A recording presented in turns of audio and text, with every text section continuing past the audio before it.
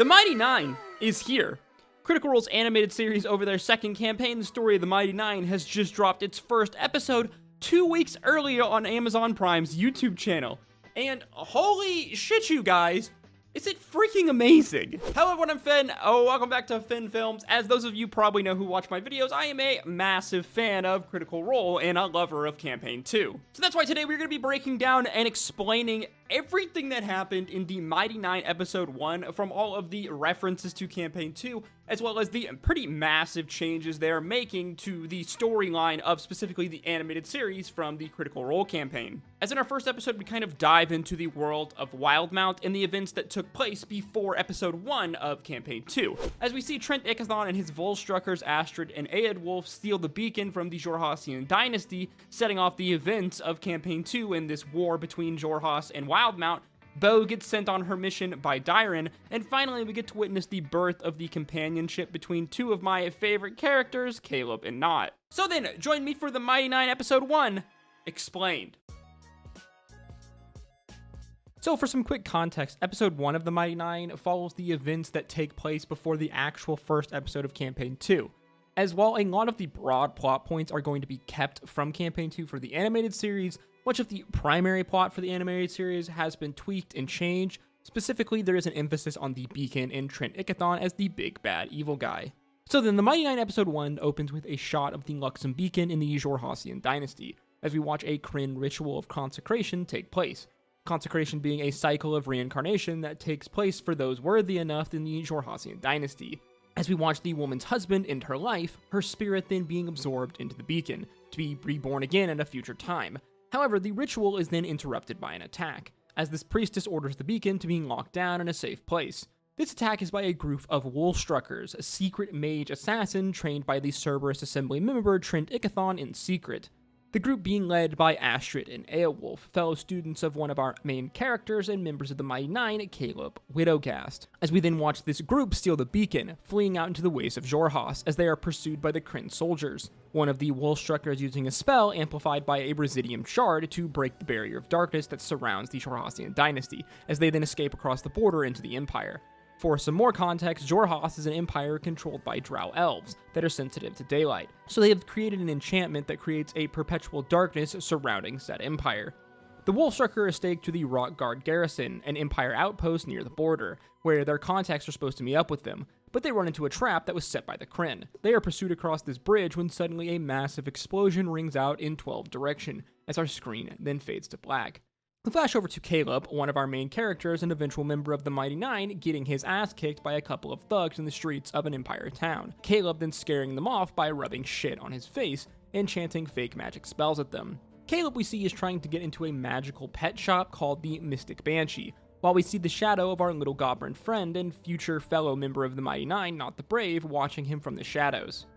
Caleb is unable to lockpick the door as he hears a dog barking inside. Caleb then running off into an alleyway. There he sees a small figure holding a pouch, which we know is Not. Caleb realizing this pouch is his spell component pouch as a chase unfolds throughout the city.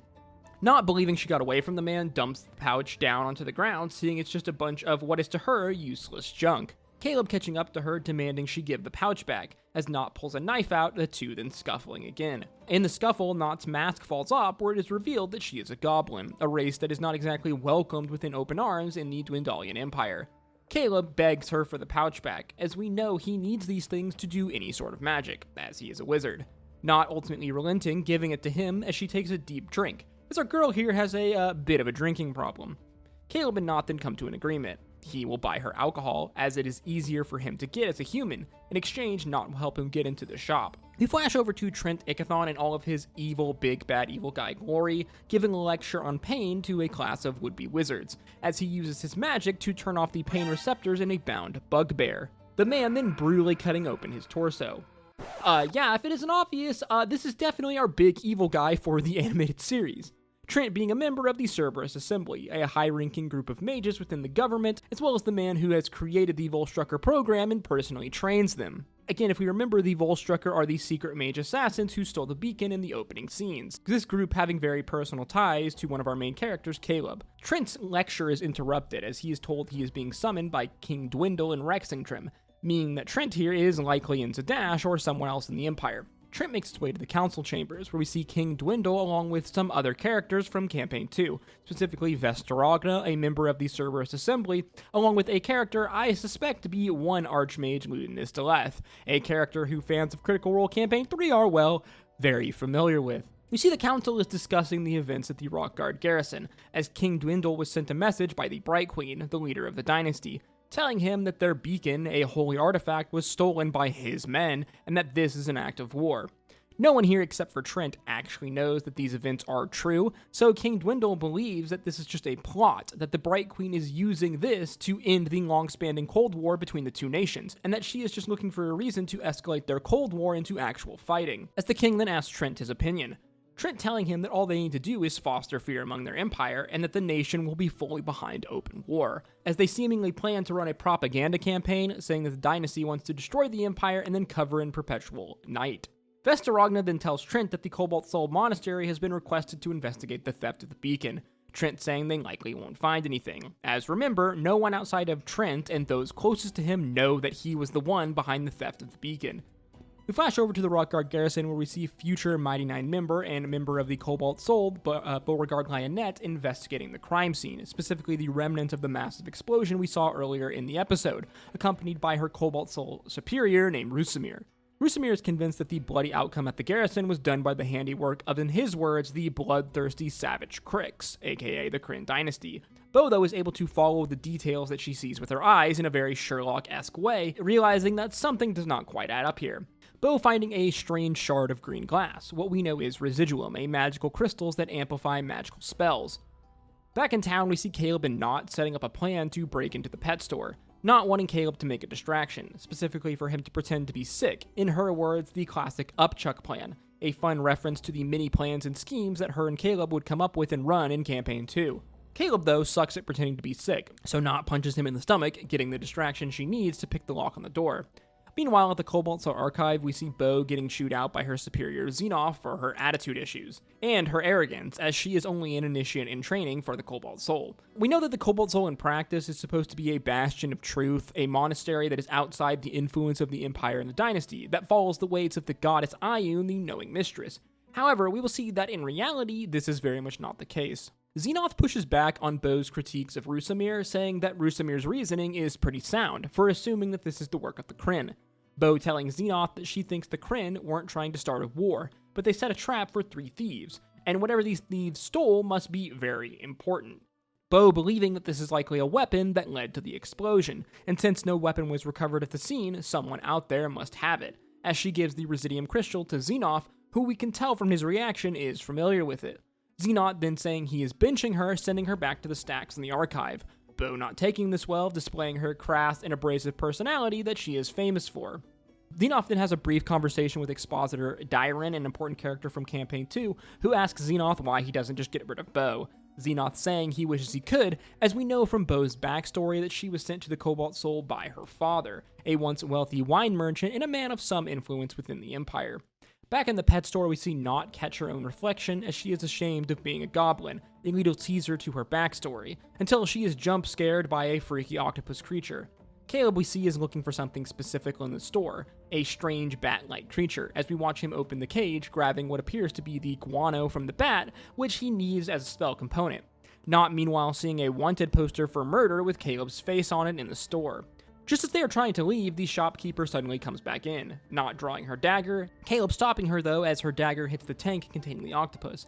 They frantically run out of the store as the water tank breaks, the octopus-like creature grabbing the shopkeeper and pulling him back inside.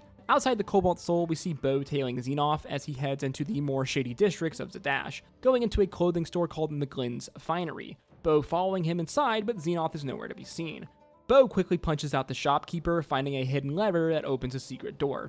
Inside, we see a hidden operation that is transforming white stone into residuum for the Cerberus Assembly.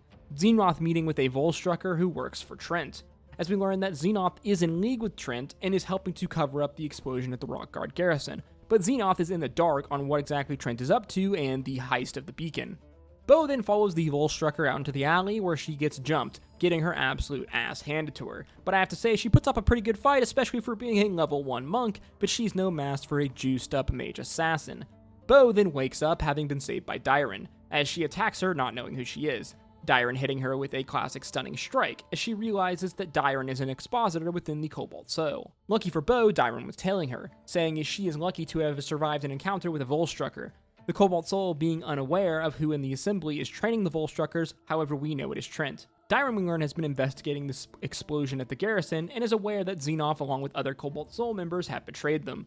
Dairon telling Bo that to the rest of the Soul she is nothing, just a little spoiled brat, just like how her father sees her. But this is what makes her useful, as because she is nobody, they will never see her coming. We then flash back over to Caleb and Not toying with the idea of turning Caleb in for the reward money. Meanwhile, Caleb is taking out all of his components and is setting them up for a spell, as we watch him ritual summon his familiar cat, Frumpkin.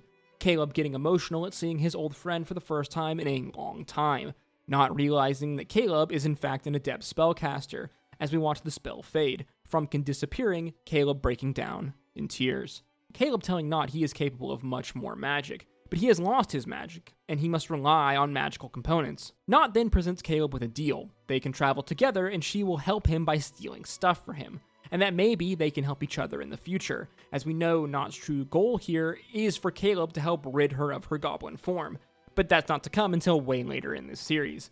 Caleb then pulls out a poster for the Fletchling Moondrop Carnival, the carnival that Molly Mock will come to work for, as he says that this is where he would like to go next, this being the place where the Mighty Nein ultimately form in Episode 1 of Campaign 2, as Caleb and Not finally introduce themselves to each other, Not asking Caleb how he lost his magic, asking if it was a curse, this being another little hint at Not's backstory.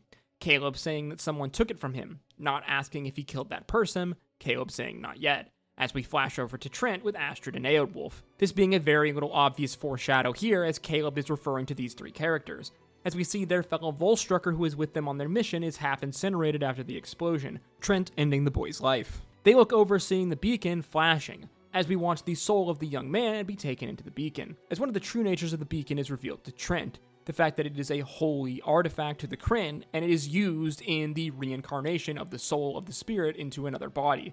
Trent saying that the beacon is key to everything. In our final scene of episode 1, we see Yasha cutting down what appear to be Kryn Dynasty soldiers, as we see a glowing sigil on the back of her neck.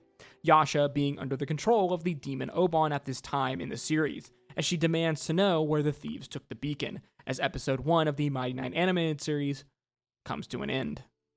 And yes, that was everything that happened in the Mighty Nein episode 1. What an absolutely banger episode of this series. Already I can tell that this series is just going to be absolutely slapping. And I think that already, I know we're just one episode in, I think it's going to be like probably twice as better as Legend of Vox Machina. That's not to say that Legend of Vox Machina was bad. I just think that already from the tone of the story of the Mighty Nein, the direction that they're trying to take this, as well as just the tone difference from Campaign 2 to Campaign 1, I think that the Mighty Nein animated series is just going to be better. I even like the art style a lot more. So obviously, fans of Critical Role, people who have watched Campaign 2, will probably have noticed that there is some changes going on between the story of Campaign 2 and the Mighty Nein animated series. Well, broadly, it's going to follow along these same kind of plot points. We're going to hit a lot of the kind of really famous moments, plot beats that we saw in Campaign 2.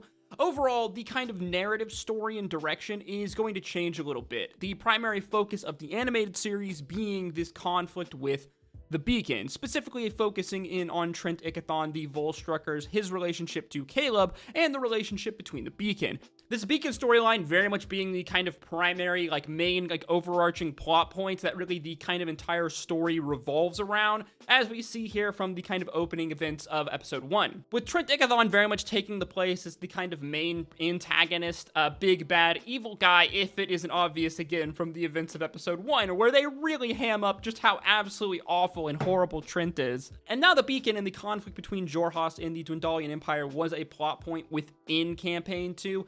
We didn't get to see as much of the kind of movings in the shadows, all of the goings on, the things that really set this kind of conflict into motion, as obviously that was a D&D game, this is an animated series, so we get a lot more kind of context and a reveal on this story. And obviously they are making Trent, Astrid, and Eowulf, the Volstrucker program, a much more kind of prominent plot point, a focal plot point within the Mighty Nein, which does make sense as it does very much link Caleb to this kind of storyline. Caleb kind of being I mean, it's early to say, but in a way, Caleb kind of is the de facto main character of Campaign 2, specifically in his, links to the Empire, his links to Trent, the Cerberus Assembly, and the Volstrucker program. As well, I'm pretty sure there are some changes to Beauregard here, specifically in the fact that Beauregard is basically being recruited by Dyron to investigate the, the events that went on with the stealing of the beacon, the fact that they know that the Cobalt Soul has been infiltrated by the Assembly, by Trent Ickathon, that there are traitors within the Cobalt Soul. Bo kind of, I'm pretty sure this wasn't in the campaign, having a much more, impactful, role earlier on in investigating the goings-on of what exactly is happening with the beacon, the Assembly, this conflict, all of that. To me, though, I actually kind of really like these changes, and I think they make a lot of sense for the animated series and where they're trying to take the plot, how they're trying to streamline the plot of a, thousands plus hours D&D game storyline into a animated series storyline, while still focusing on very much the kind of political subterfuge and, this Cold War turned into warfare, one faction versus another. That very much is the kind of crux, the vibe of Campaign 2. And so far in episode 1, we're only one episode in, I think they are absolutely nailing it to me. I've said this several times, but the main difference between Campaign 1 and Campaign 2, in my opinion, is Campaign 1 is a kind of classic hero's journey, a classic, high fantasy D&D story, a group of adventurers that kind of are nobodies, and they hear this call, and then ultimately they rise to the challenge, becoming grand heroes, fighting gods, cabals of dragons, all of that. While Campaign 2 is a story of kind of misfits, a story with a lot more kind of moral grayness that focuses much more on the political subterfuge between two nations that are presented as, both morally bad, but all very much morally gray. Really, though, it is Xhorhas that is presented as the bad side originally earlier on in Campaign 2, the kind of big reveal being that actually the Dwendalian Empire is probably the more bad side of this conflict, but just in general that this conflict is much more gray than we are initially led to believe. Campaign 2, in my opinion, being a much more realer story with realer characters, less focus on kind of fantasy tropes, and just focusing on more of a kind of human, person storytelling taking place in the midst of a very real political conflict, and I absolutely love it. It is one of the reasons why I love Campaign 2 so much and think it's the best campaign. Again, we're only one episode in, but I'm absolutely in love with the Mighty Nein animated series. I think that Critical Role has learned a lot of the mistakes from Legend of Vox Machina, and they've really made those changes here, and I think one of the best things that I think they've done is they've really captured, I think, the vibe of Campaign 2, and a lot of the little, the little details, the little moments, just the things that make Campaign 2 so interesting and so specific to that campaign, even down to things like, Caleb and his focus on, arcane components, a thing that Liam very much role-played within Campaign 2 as his wizard. Liam very much focusing on the arcane components, a thing that makes wizards so unique. And we see that here in episode 1 in his character, but we see it through, a bunch of really little small interactions, small, very passive storytelling moments, and I'm absolutely in love with that shit. I think that even if you haven't watched Campaign 2 and you just watched the first episode of the Mighty Nein, you'd be able to pick up on a lot of these really kind of subtle storytelling moments here. As always, guys, with these videos, these are just my thoughts and opinions, so let me know yours in the comment section down below. What do you think of the Mighty Nein animated series so far? What did you think of episode 1? What did you like? What did you not like? Did you like the changes that they are making to the Mighty Nein, from the campaign? Let me know in the comment section. If you did like this video, guys, please make sure you like, comment, and subscribe, as that is the easiest way to support me, and it really does go a long way in putting this video into the algorithm. If you did like this video, then want to check out some of my other Critical Role and D&D content on screen now, like my Mighty Nein Campaign 2 in a nutshell video, which you should probably watch before you watch the Mighty Nein animated series, as it is a good refresher. Thank you again, guys, for watching. I hope to see you in the next one. Stay safe out there. Until next time, peace, love, Adu.